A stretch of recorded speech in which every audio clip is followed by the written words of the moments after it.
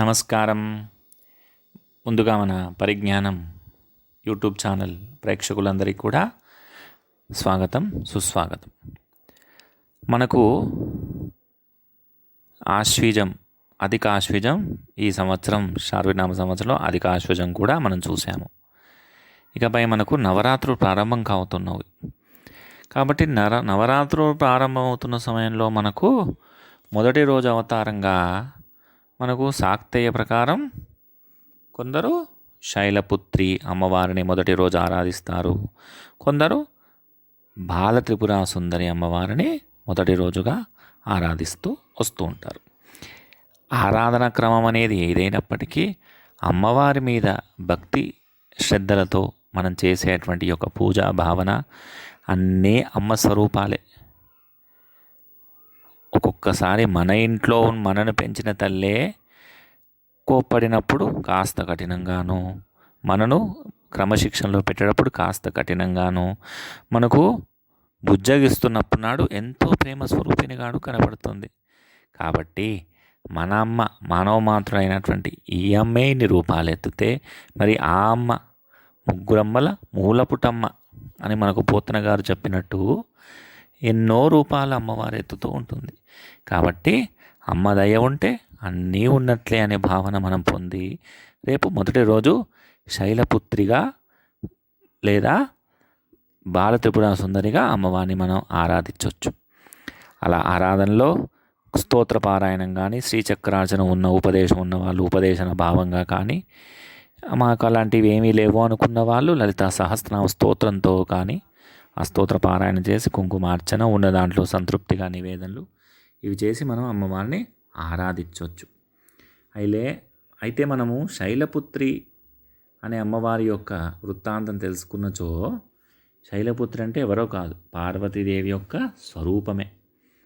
శైలపుత్రి దక్షుని ప్రథమ పుత్రిక, దక్ష మహారాజు యొక్క ప్రథమ పుత్రిక. శిరస్సున అలంకారంగా ఆ అమ్మవారు, శైలపుత్రి అనే అమ్మవారు శిరస్సున అలంకారంగా బాలచంద్రరేఖను ధరించి ఉంటుందన్నమాట. ప్రతి శూలాన్ని చేతబట్టి అమ్మవారు వాహనం ఎద్దు పైన కూర్చుని వృషభ వాహనం పైన ఉంటుంది.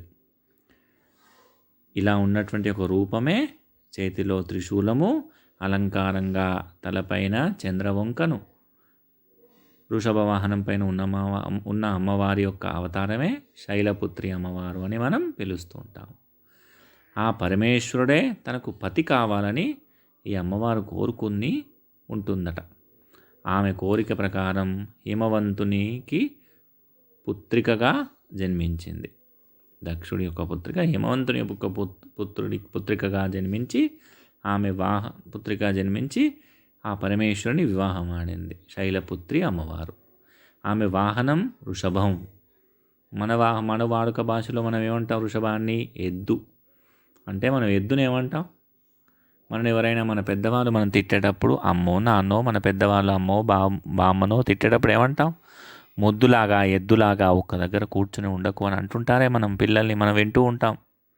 కాబట్టి ప్రతి మానవుడు కూడా మొద్దైపోకుండా, ఎద్దులాగా మొద్దైపోకుండా, వాళ్ళ స్వరూపాలన్నీ అయిపోకుండా మానవుల్లో చురుకుదనాన్ని నింపడానికి, చురుకుదనం కలిగించడానికి, యాక్టివ్నెస్, ఎనర్జీ అంటాం కదా, అలాంటివన్నీ కూడా మనలో పెంచడానికి మనం శైలపుత్రి అమ్మవారి యొక్క ఆరాధన చేస్తే మనకెంతగానో దోహదపడుతుంది.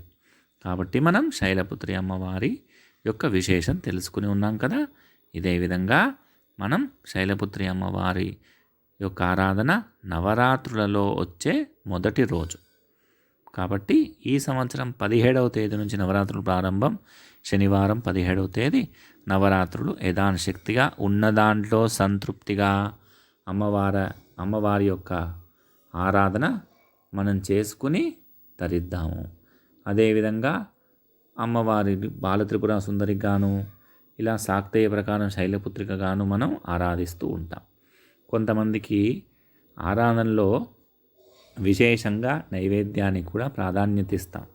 ఆ నైవేద్యాన్ని రేపు మనం మొట్టమొదటిగా చేసుకుంటున్నాం కాబట్టి బెల్లపు పరమాన్నం, బెల్లంతో నేతి వేసి చేస్తారు కదా, అలాంటి చేసినటువంటి ఒక పరమాన్నాన్ని నివేదనగా సమర్పించాలి.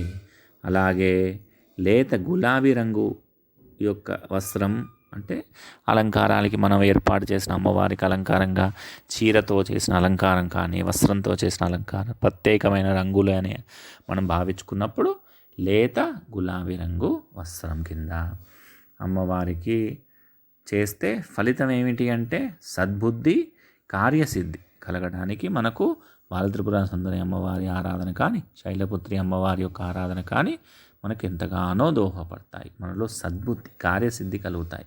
కనుక అలా మనం అమ్మవారు ఆరాధించుకుని ఉన్న దాంట్లో సంతృప్తిగా చేసుకుని ముత్తైదులకు రవికల గుడ్డెను అంటే ఒక జాకెట్ పీసు 2 కలిపి ఇస్తాం కదా, మనం అప్పుడప్పుడు శుక్రవారాల్లో వాయినాల్లో ఇస్తూ ఉంటాం కదా, అదేవిధంగా ముత్తైదును పిలిచి ఇలా మనం రవికల గుడ్డను జాకెట్ పీసును దానంగా కూడా ఇచ్చుకునచో మనకు అమ్మవారి ఆరాధన, అమ్మవారు అంటే సువాసిని పూజ అమ్మవారికి ఇష్టం కాబట్టి అలా కూడా మనం దానంగా చేసుకున్నచో మనకు అమ్మవారి యొక్క అనుగ్రహం కలుగుతుంది. మొదటి రోజు విశేషం కలుగుకున్నాం కదా. నమస్కారము. ఇప్పటి వరకు మా పరిజ్ఞానం యూట్యూబ్ ఛానల్ని ఎవరైనా సబ్స్క్రైబ్ చేసుకొని ఎడల ఇకపై చేసుకున్నచో ఆ పక్కనే ఉన్న బెల్ ఐకాన్ని ప్రెస్ చేసినచో మీ అందరికి కూడా ఇలాంటి మంచి మంచి విషయాలన్నీ కూడా మీ ముందుకు వెంటనే వచ్చి చేరుతాయి. కాబట్టి సబ్స్క్రైబ్ చేసుకోండి. ధన్యవాదాలు. నమస్కారం.